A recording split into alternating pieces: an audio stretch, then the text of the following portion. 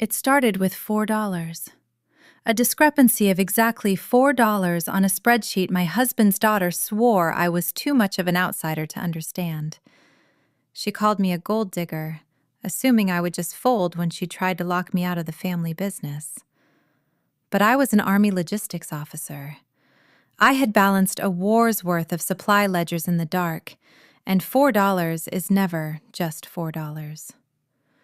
To understand how one tiny anomaly exposed $1 million betrayal and brought a major general to my defense, I have to go back.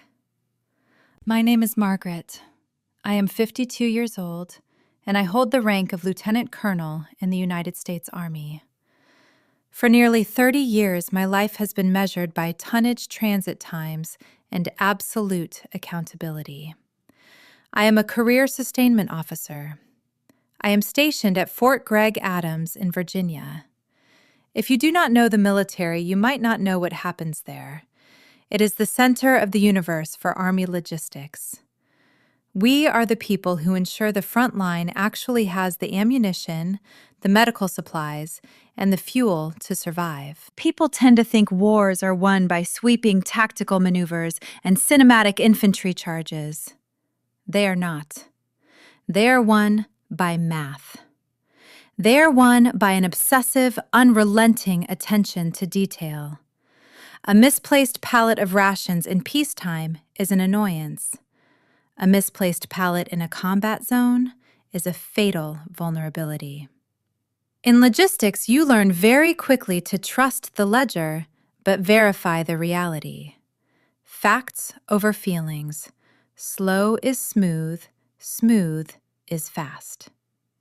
I have reconciled bigger ledgers than most civilian corporations ever see. I never expected to need those same principles to survive my own family. I met my husband, David, late in life. I was 43, fresh off a long rotation overseas. He was a civilian, a widower who had built a highly successful regional supply chain firm. He contracted heavy equipment transport out of the Virginia ports.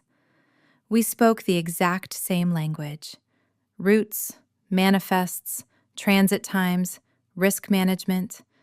We understood the quiet dignity of making sure things worked behind the scenes. We married 2 years later in a small, quiet ceremony. Just two adults who had found a safe harbor in each other. He was a brilliant operator and a fiercely loyal husband. But his daughter Chloe did not share his warmth. Chloe was in her late 20s when David and I were married. She had never worn a uniform. She had never reconciled a ledger, negotiated a vendor agreement, or missed a luxury vacation.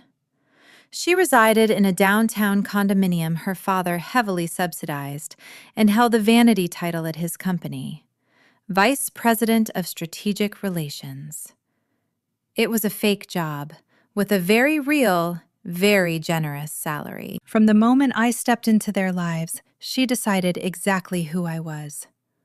To her, I was not a senior military officer with my own pension, my own home, and a flawless service history. I was just the second wife, the interloper, the gold-digging outsider who had swooped in to steal her inheritance.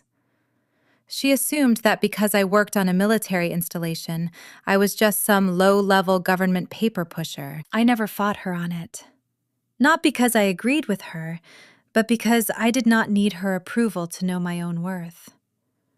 Sometimes you fight for your ground. Sometimes you just let the other side exhaust their ammunition while you quietly hold the line. I chose peace for David's sake. Then, on a Tuesday in early September, that peace shattered. David suffered a massive heart attack. There was no warning, no lingering illness to prepare us, no time to say a proper goodbye. One moment he was reviewing shipping lanes at his desk, and 2 hours later I was standing in a brightly lit emergency room, listening to a doctor speak words that simply did not process. The grief was a physical weight. It pressed down on my chest until it was hard to draw a full breath. But in the military, when a leader falls, the mission does not stop. You secure the line. You handle the immediate logistics. My mission was to honor my husband and put him to rest. In the Army, loss brings an immediate tightening of ranks. A unit supports its own. But in the civilian world, grief can be incredibly messy. In David's family, it became an immediate land grab. I noticed it on Thursday morning, just 2 days after he died. The house was suffocating, filled with heavy floral arrangements and neighbors offering awkward condolences. I retreated to David's home office just to breathe. I needed to find the primary business accounts to cover the immediate funeral expenses. The caterers, the florist, the burial plot, they all required deposits, and David had always kept a dedicated joint account for exactly this kind of emergency. I sat down at his heavy mahogany desk. The room still smelled like his aftershave.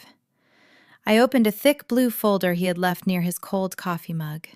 Inside was a routine vendor manifest for one of his company's procurement bids. It was a printed spreadsheet detailing supply orders. As my eyes scanned the columns, they caught a snag. A tiny discrepancy. The total at the bottom was exactly $4 less than the sum of the line items above it. Most people would completely ignore a $4 error on a spreadsheet tracking tens of thousands of dollars in commercial freight costs. A rounding error. A glitch in the accounting software. But I had spent 3 decades auditing supply depots. I knew that a flat whole number routing fee on a $40,000 invoice was virtually impossible. True percentage-based fees are messy. They end in strange cents. A flat $4 discrepancy meant a system was bleeding. Someone had gone into the system and altered a routing fee manually, and they had done it sloppily. It nagged at me, but I folded the spreadsheet and slipped it into my pocket. I pushed the suspicion out of my mind, prioritizing the immediate crisis. I opened his laptop and navigated to the company's banking portal. I needed to authorize a $12,000 transfer to the funeral home to secure the burial plot. I typed in my username. I carefully entered the password we had shared for 5 years. Red text flashed on the screen. Access denied. I frowned. I assumed my fingers were clumsy from the exhaustion. I carefully entered the credentials a second time, ensuring every single letter was perfectly placed. Access denied.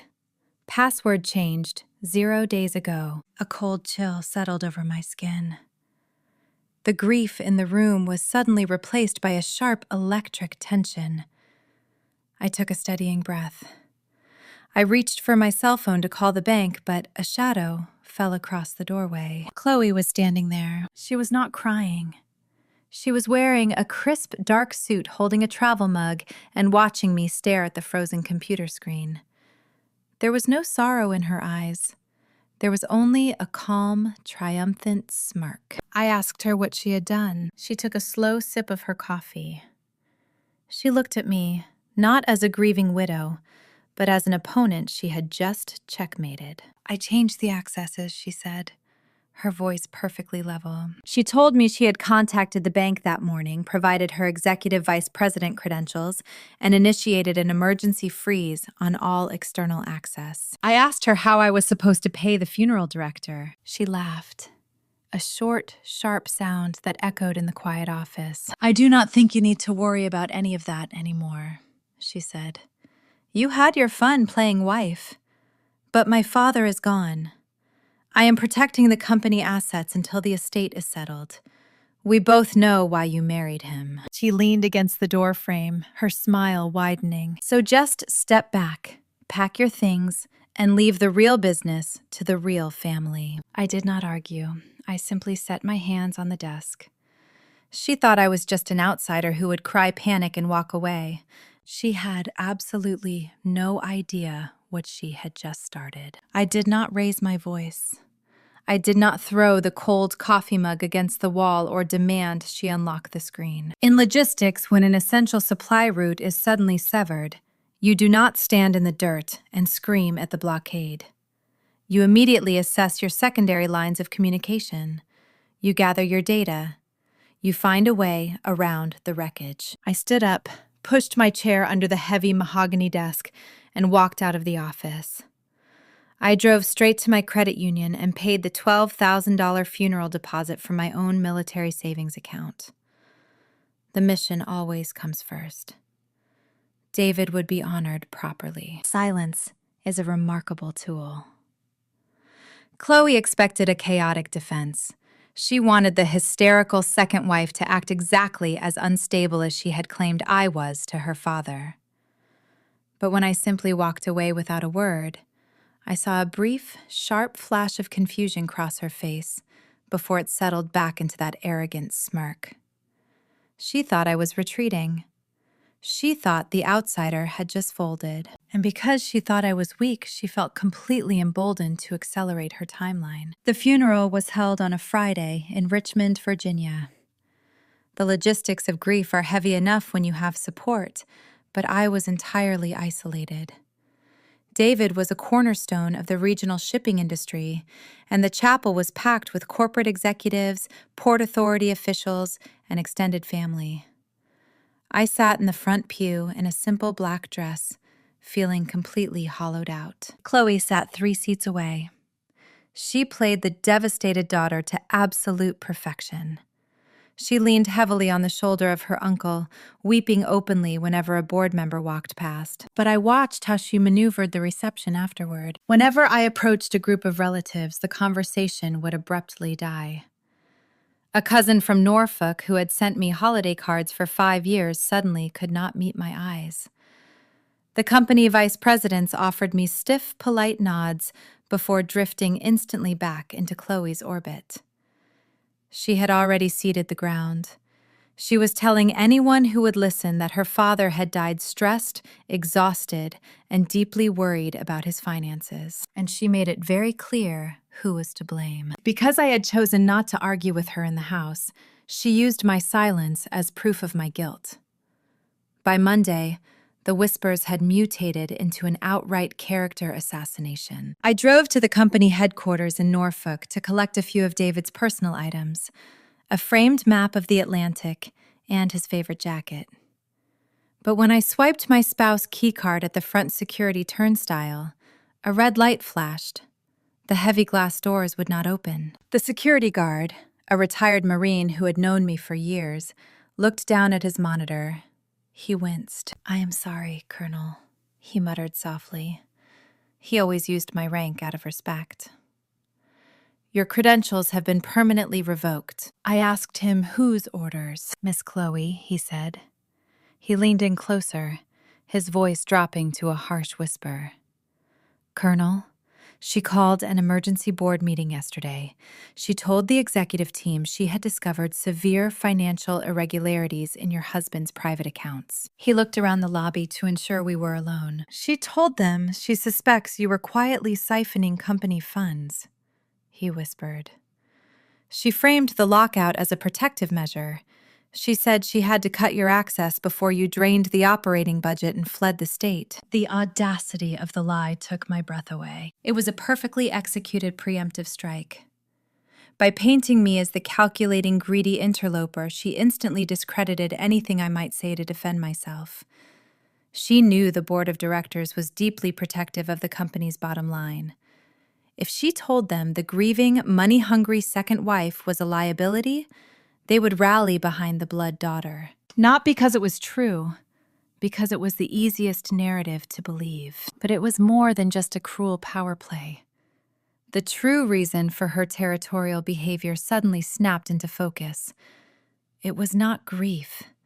It was greed masked as protection. She had always burned through cash faster than she could earn it, and she knew that with David gone, the endless well of subsidies would dry up. So she was locking me out to divert the business funds into her own pockets without any oversight. She was stealing my reputation to hide her own tracks. She bet everything on the assumption that I would panic. She thought a military officer entirely dependent on a clean security clearance would run away at the first hint of public scandal. She knew that in my line of work, an accusation of financial fraud is a career death sentence. An officer with a suspended clearance is an officer without a job. She was using my 30-year career as leverage to force me into submission. I began to wonder how far she was willing to take it. Would the high-powered estate lawyers take the word of the grieving daughter over the second wife? Without any access to the company computer systems, how could I possibly defend myself? The answer arrived on a Tuesday afternoon. It was raining, a steady drizzle that turned the driveway into a slick mirror. A heavy knock sounded at the front door. I found a local courier standing on the porch holding a thick manila envelope. I signed for it, the paper damp beneath my fingers. I took the envelope into the kitchen and sat at the island counter. I sliced it open. Inside was a formal legal document from a high-powered corporate law firm in Richmond. It was printed on thick, expensive paper. The letter accused me of unauthorized interference with corporate operations. But the second page is what made my pulse pound in my ears. It stated that the company, under the interim direction of Executive Vice President Chloe, had uncovered a series of unauthorized financial transfers. It alleged that tens of thousands of dollars had been funneled out of the corporate budget and into hidden external accounts over the past 8 months. Then came the kill shot. The letter claimed they possessed documented evidence that I had personally authorized these transfers. It stated that if I did not immediately sign a comprehensive waiver surrendering all my legal rights to the estate, the primary residence, and any shares in the company, they would move to freeze all of my personal assets. They gave me exactly 14 days to sign the surrender documents. If I refused, they would forward the fabricated evidence to the local district attorney and file criminal charges for embezzlement. I set the letter down on the granite counter. She was not just trying to push me out. She was going to frame me for the exact crime she was committing. I reviewed the legal threat from the lawyers a second time. Most people facing a threat of criminal prosecution and the sudden loss of their entire life savings would immediately panic. They would hire a very loud civilian defense attorney. They would flood the corporate board with frantic emails begging them to see the truth. They would try to fight a fabricated narrative with raw emotion. But I was an army logistician. I knew that arguing against a well-placed lie is a complete waste of oxygen. The lie always travels faster. You cannot defeat a frame job with panic. You can only dismantle it with a paper trail. And while Chloe had successfully severed my digital access to the company's servers, she had vastly underestimated one very crucial detail about the man her father was. David was a creature of the old world. He trusted ledgers far more than he trusted clouds. Every evening, he used to sit at his heavy mahogany desk and review the daily operations. Because we shared a deep appreciation for the sheer mechanics of moving freight, we often discussed his military contracts. I would sip tea while he grumbled about procurement delays and fuel surcharges. He trusted me. But more importantly, he printed his final monthly balance sheets. I left the threatening letter on the kitchen counter. I walked into the home office and bypassed the locked laptop entirely. I opened the bottom drawer of a massive steel filing cabinet in the corner. Inside were dozens of thick blue binders, hard copies. 5 years of financial history meticulously organized. If Chloe was bleeding the company and blaming me, the proof was not just floating in the digital ether. She had to move the money somehow. And the truth always leaves a shadow. I carried 3 boxes of files to the dining room table. I brewed a pot of strong black coffee. And then I stopped being a grieving widow. I became a sustainment officer. I treated my late husband's civilian company exactly like a division-level supply account in a combat zone. I started cross-referencing the physical vendor invoices against the final approved manifests. In logistics, you do not look at the money first. You look at the movement. You track the tonnage, the dates, the routing fees, the individual truck weights. You rebuild the truth from the ground up, one line item at a time. I was looking for the anomaly. I was looking for the $4. It took me 3 nights of agonizing, systematic review to find it. I tracked the $4 routing fee from that single printed spreadsheet, back through 6 months of corporate billing cycles. I matched the hard copy shipping orders to the final bank summaries. Once I established the pattern, the entire embezzlement scheme unspooled, thread by dirty thread. Chloe was not stealing large, noticeable lump sums. She was skimming. She had set up a phantom shell company registered in Delaware under a generic logistics consulting name. Every time David's firm executed a major freight contract, Chloe would manually insert an inflated arbitrary administrative fee into the billing software just before the final invoice is generated. The fee was always small enough to slip past the tired eyes of the accounting department, but across hundreds of high-volume shipments, it added up to massive systemic theft. The flat $4 discrepancy was her fatal flaw. She had gotten sloppy on one single entry late at night, typing a whole number instead of letting the software calculate a standard percentage. That was the tiny snag that unraveled the entire sweater. I tracked over $600,000 diverted directly into her shell company in just 8 months. But the real shock, the moment the air completely left my lungs, came when I found the source of the stolen funds. David's firm did significant business hauling heavy equipment for the Department of Defense. They were prime federal contractors moving armored vehicles and generators to the naval ports. Chloe was not just skimming from commercial clients. She was inflating invoices on federal military contracts. She was stealing from the United States government, and I found exactly how she planned to frame me for it. In a folder labeled for April procurement, I found a stack of printed authorization forms required by the Defense Department for supplementary freight charges.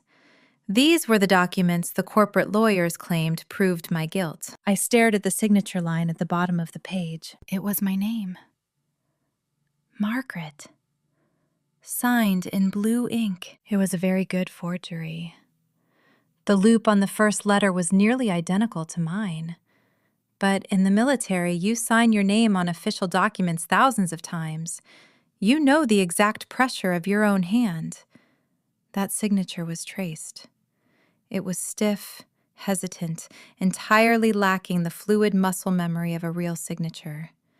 She had likely copied it from a joint tax return. Chloe had physically forged my name on federal procurement files to authorize the fake administrative fees. She intended to hand these documents over to the board and the district attorney, claiming I had used my military position to manipulate the defense contracts and funnel the money into my own secret accounts. I carefully placed the forged documents into a clear plastic sleeve. I did not call a civilian lawyer. I called an old friend. Her name was Sarah. She was a retired judge advocate general, a military lawyer, who now worked quietly as a civilian consultant for the inspector general at the Pentagon. We met at a small, unremarkable diner just outside the gates of Fort Gregg Adams. I slid the clear plastic sleeve across the Formica table. Sarah put on her reading glasses. She studied the forged signature. She reviewed my handwritten audit trail, detailing the Phantom Delaware Company and the inflated invoices. She was quiet for a long time. When she finally looked up, her expression was incredibly grim. "Margaret," she said quietly, tapping the forged document, "if she hands this over to the civilian authorities with the backing of a corporate board, you will be indicted. They will suspend your security clearance by Friday." I nodded. I knew exactly what was at stake. But Sarah continued leaning forward. She used this forged document to build the Department of Defense. She crossed a very dangerous line. This is not just a family dispute anymore. Sarah took a slow sip of her coffee. "She wants a civilian fight in a local courtroom," Sarah said. "But she just handed you the keys to a federal audit. She has not just stolen from your family. By faking your authorization to siphon government funds, your stepdaughter has committed federal contractor fraud." I looked down at the forged paper. Chloe wanted to completely destroy my husband's legacy and send me to prison, all to protect her own greed. But if the Inspector General formally flagged this, the resulting federal audit could blacklist David's entire company overnight. Hundreds of innocent employees could lose their jobs. How could I expose a federal crime and clear my name without destroying the only thing my husband left behind? I needed a venue to expose her, a place where the truth would land with absolute, undeniable force, but where I could completely control the blast radius. I needed a battlefield of my own choosing. I looked at the small calendar in my planner. Chloe had given me exactly 14 days to surrender my shares and sign away my life. But my official military retirement ceremony at Fort Gregg Adams was scheduled in exactly 12. In logistics, you never interrupt an adversary when they are happily marching down the wrong road. You simply step back and let them walk. Chloe wanted a chaotic emotional fight. She wanted the hysterical second wife to scream at the corporate lawyers, to beg the board of directors for mercy, to act exactly as unstable as she had claimed I was. She assumed that by issuing a 14-day deadline, she would force me into a blind panic. I gave her exactly what she wanted. I gave her silence, which she eagerly interpreted as absolute terror. When the lead corporate attorney called my cell phone later that week, his voice was dripping with condescension. He asked if I was ready to be reasonable and sign the surrender waiver to avoid criminal embezzlement charges. I kept my voice incredibly low. I let a slight calculated hesitation creep into my tone. I asked him what would happen to my military pension if I refused. I sounded exactly like a frightened woman who had finally realized she was entirely out of her depth. The lawyer eagerly reported my hesitation back to Chloe. She was absolutely thrilled. Because she firmly believed I was broken, she moved to completely cement her control. 2 days later, a mass email went out to the entire extended family and the corporate board of directors.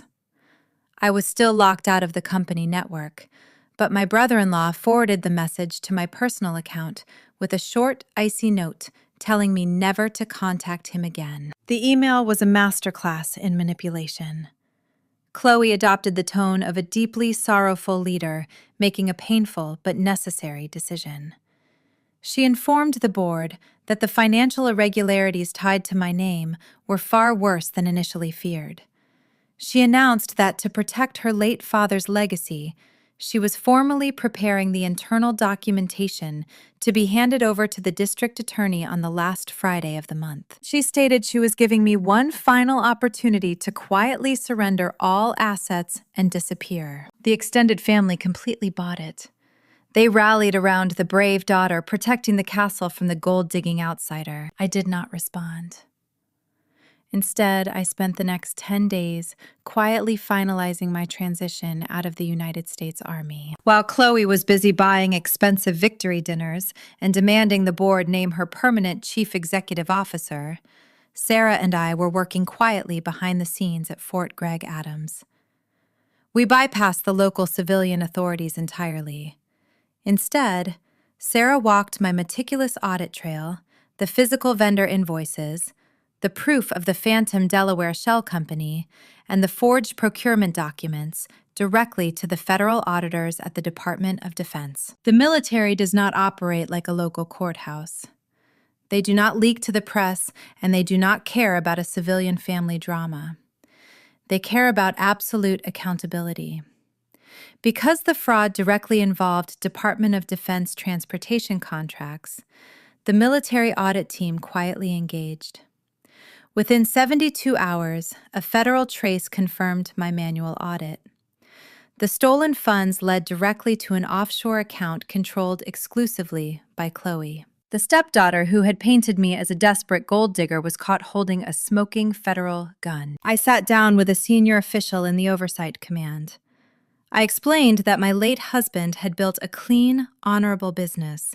The fraud was entirely the work of one rogue executive. If the command immediately blacklisted the firm, hundreds of innocent civilian employees would lose their jobs. I offered a highly unusual compromise. I asked them to temporarily pause the formal criminal referral, allowing me to handle the immediate removal of the rogue executive, provided I personally guaranteed total financial restitution to the government from the recovered assets. They agreed. But they required a very specific formal acknowledgement of my role in uncovering the massive fraud to ensure the incident was perfectly documented. They drafted an unclassified narrative to be read into my official military record. The trap was completely set. I just needed Chloe to walk directly into it. 3 days before my retirement ceremony, I finally broke my silence. I sent a very brief email to Chloe and the corporate legal team. I wrote that I was fully prepared to resolve all outstanding financial disputes and finalize my exit from the family estate. However, I requested that this final handover occur in person immediately following my military retirement ceremony at Fort Gregg Adams on Friday morning. I framed it as a matter of simple logistics, stating I would be leaving the state that afternoon and wanted the paperwork concluded. Chloe took the bait instantly. She replied within 10 minutes. She agreed to attend, stating she would bring the lead attorney and the final surrender documents. She wanted to physically witness my defeat. She wanted to sit in the audience, watch me end my career, and then force me to sign away my home and my husband's legacy the very moment I stepped off the stage. Friday morning arrived. The Virginia sky was crisp, clear, and unseasonably cold. A military retirement is a profoundly formal event. It is a highly choreographed ritual designed to honor decades of service. The parade field at Fort Gregg Adams was immaculate. The heavy green grandstands were filled with officers in dress uniforms, enlisted soldiers standing in sharp formations, and a military brass band warming up in the crisp air. I stood behind the bleachers in my dark blue Army service uniform, the heavy fabric familiar and grounding. I ensured the brass buttons on my jacket were perfectly aligned. I watched as the civilian guests arrived. Chloe arrived 30 minutes early. She walked onto the installation as if she owned it. She wore a stunning, tailored white coat and dark sunglasses flanked by the very serious-looking corporate attorney holding a thick leather briefcase. I knew exactly what was inside that briefcase. They were escorted to the front row, the VIP section reserved for immediate family. Chloe sat down, crossed her legs, and scanned the field with a look of absolute practiced boredom. She looked completely out of place among the precise, quiet dignity of the soldiers around her. She was entirely arrogant. She firmly believed she was merely indulging a defeated outsider in a quaint little parade before executing my total ruin. She had absolutely no idea what the reviewing officer, a major general, was currently holding at the wooden podium. The ceremony began precisely at 10 o'clock in the morning. The Virginia air was sharp and bright, the morning sky completely clear. The heavy, synchronized crack of the adjutant calling the formation to attention echoed across the massive parade field. The military band struck up the national anthem, the notes clean and piercing in the quiet air. I marched out and took my position on the reviewing line. I kept my eyes locked on the horizon, maintaining the position of attention. But in my peripheral vision, I could clearly see the front row of the VIP grandstand. Chloe was slouched slightly in her folding chair. She was wearing her dark sunglasses, occasionally checking her cell phone. The corporate attorney sat right beside her, a thick leather briefcase resting on his knees. I knew exactly what was inside that briefcase. The final surrender documents, the fabricated embezzlement charges. They were simply waiting for the clock to run out, treating my 30 years of military service like a minor administrative delay in their schedule. The extended family sat directly behind them, whispering quietly. They were waiting for the outsider to quietly bow out. The reviewing officer stepped up to the heavy wooden podium. He was Major General Thomas Hayes. He was a man who wore 2 silver stars on his shoulders and carried a reputation for absolute, unforgiving accountability. I had served under his command during 2 different overseas tours. He did not speak with civilian fluff. He spoke with the heavy, undeniable gravity of a logistics commander. He began his remarks exactly as expected. He detailed my 3 decades in uniform. He spoke of the millions of tons of equipment moved, the complex supply chains sustained under immense pressure, and the absolute necessity of precision. The audience of soldiers and officers sat in complete, respectful silence. Chloe stifled a very visible yawn. She leaned over and whispered something to her attorney. Then General Hayes stopped reading from his prepared script. He closed the red folder on the podium. The sudden silence that rolled across the field was heavy and deliberate. He looked out over the audience, and his eyes settled directly on the civilian VIP section in the front row. "The United States Army," the general said, his voice dropping into a hard, resonant timbre that easily carried over the public address system, "relies entirely on absolute integrity. In our line of work, a discrepancy is never merely an accounting error. It is a vulnerability. It is a potential threat to the mission. We trust our commercial partners to maintain that same standard. When they fail, it is our duty to correct it." The corporate attorney stopped fidgeting. He sat up slightly. Just 3 weeks ago, the general continued his gaze locked on the front row. Lieutenant Colonel Margaret demonstrated the very highest standard of that integrity. Working quietly, methodically, and entirely alone, in the immediate wake of her husband's sudden passing, she initiated a personal forensic audit into a deeply complex financial anomaly within a major civilian defense partner. Chloe completely stopped moving. She slowly lowered her dark sunglasses. Utilizing her unmatched logistical expertise, the general said the words falling like heavy stones. She successfully identified and exposed a massive, multi-level fraud scheme. She tracked hundreds of thousands of diverted federal dollars. She identified a sophisticated network of inflated invoices and a phantom shell corporation registered in Delaware. The color instantly drained from Chloe's face. The tailored white coat suddenly looked very large on her. Furthermore, the general boomed his voice, ringing with quiet fury. She secured the physical evidence of forged Department of Defense procurement authorizations. She identified the specific internal executive actor responsible for the systemic theft.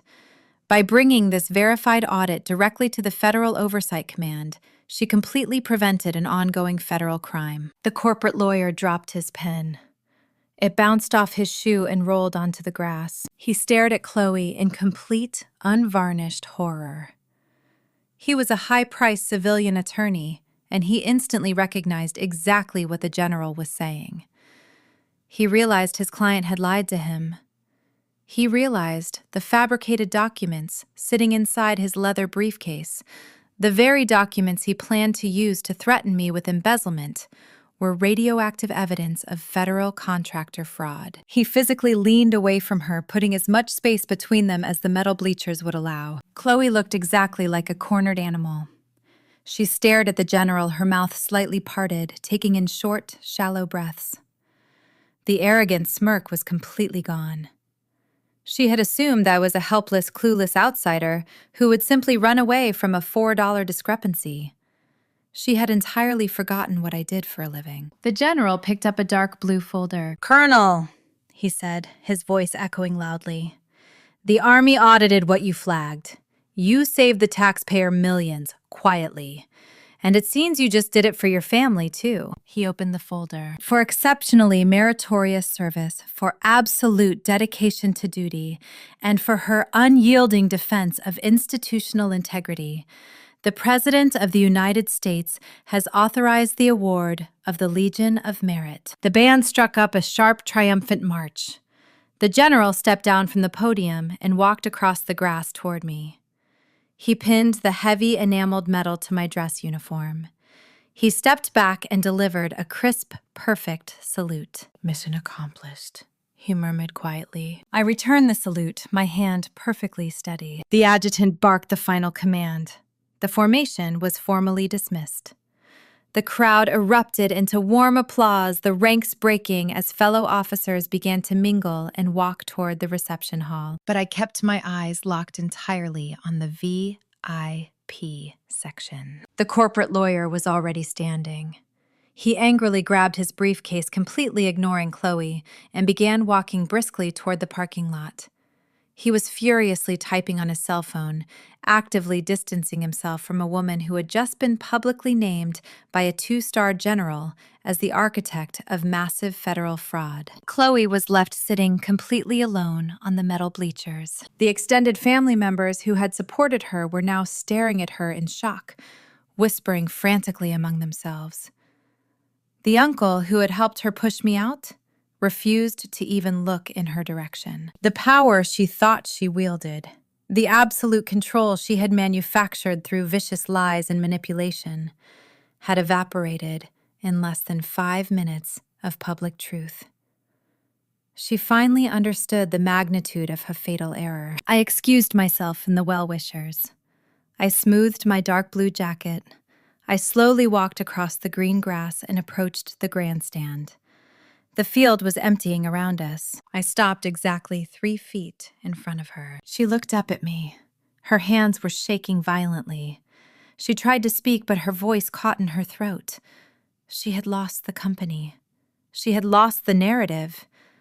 She knew that federal investigators were currently holding her offshore bank account numbers. I did not raise my voice. I did not gloat. I spoke to her with the exact same calm, level tone she had used on me in her father's home office weeks ago. "Are you ready for a meeting?" I asked her quietly. "Because we have a great deal of paperwork to reconcile." We did not hold our final meeting in the grandstand. I secured a small, windowless holding room near the back of the parade field. It was a space usually reserved for nervous recruits waiting to take their first oath.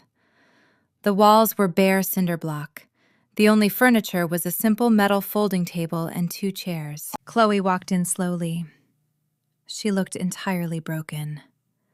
The aggressive, entitled executive who had called me a gold digger just 3 weeks prior was completely gone. She sat down across from me, staring blankly at the tabletop. Her hands were clasped so tightly her knuckles were white. She was waiting for the final blow. She knew that with one phone call, I could unleash the federal investigators and send her to prison for contractor fraud, embezzlement, and forgery. I set a single, thick manila envelope on the metal table between us. Inside were the final surrender documents. They were not the ones her high-priced corporate lawyer had drafted. They were mine. I did not want revenge. Revenge is sloppy. Revenge creates massive collateral damage, and I was a career sustainment officer. I wanted absolute structural integrity. I wanted my husband's legacy protected from the blast radius of her greed. I slid the envelope across the table. "You have a choice," I told her quietly. "You will completely divest your shares in the company. You will step down from the board of directors immediately, citing personal health reasons. You will sign over complete control of your offshore accounts to cover the exact dollar amount stolen from the federal government. Every single cent of the $600,000 will be paid back by the end of the business day tomorrow." She stared at the envelope, her eyes watering. "And if I sign?" she whispered, her voice barely audible. "If you sign," I replied, my voice completely steady, "the federal command has agreed to accept total financial restitution in lieu of a formal criminal referral. The audit is satisfied, the company keeps its military contracts, and hundreds of innocent people keep their jobs." I leaned forward slightly. "But if you refuse," I said, "I will pick up my phone, and the federal investigators will knock on your door before sunset." She did not argue. She did not attempt to negotiate or blame her grief. She simply picked up a black ink pen and signed her name on every single line I pointed to. Her signature was shaky and weak, nothing like the bold forgery she had used to steal my name. When she finished, she set the pen down and looked at me. There was no hatred left in her eyes, only a hollow, heavy exhaustion. "Why did you not just let them arrest me?" she asked quietly. "Why protect me after everything I did to you?" I picked up the signed documents and placed them carefully back into the envelope. "I am not protecting you," I told her. I am protecting the company your father built. I am protecting the working people who rely on those jobs to feed their families. And I am protecting the peace I spent 30 years earning. I do not destroy things just to make myself feel powerful. I stood up, pushing my metal chair in. I am an outsider, Chloe, I said. And an outsider always checks the math. I walked out of the room, leaving her alone with the heavy silence of consequence. The restitution was processed the very next morning. The stolen federal funds were fully recovered, and the corporate board quietly accepted her immediate resignation without asking any difficult questions.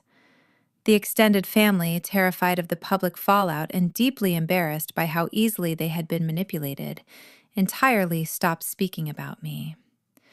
The cruel whisper campaign died overnight. I retired from the United States Army with full honors.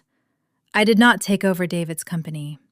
I hired a highly qualified, fiercely ethical civilian logistics firm to manage the daily operations and handle the defense contracts. I kept my shares in trust, ensured the company remained permanently stable, and then I stepped away. I rebuilt my life on my own terms. I kept the house in Virginia, but I replaced the heavy mahogany desk in the office with something lighter. I still miss David. But when the quiet hours hit, I know I defended his name and his honor. Sometimes people confuse a quiet demeanor with weakness. They assume that if you do not shout, you do not know how to fight. They mistake the discipline of restraint for the habit of surrender. They see someone they consider an outsider and assume they can simply change the rules to steal the game. But true strength does not need to throw a tantrum. It simply waits. It gathers the facts. It reconciles the ledger. And when the time comes, it lets the truth do all the heavy lifting. Restitution or prosecution? It was a difficult choice. What would you have chosen in that cinder block room? Would you have let her walk away to protect the family business? Or would you have let the district attorney take her to trial? Tell me below in the comments. And if you believe that true justice is built on facts over feelings, please subscribe to the channel for more stories where the quiet outsider had the receipts all along.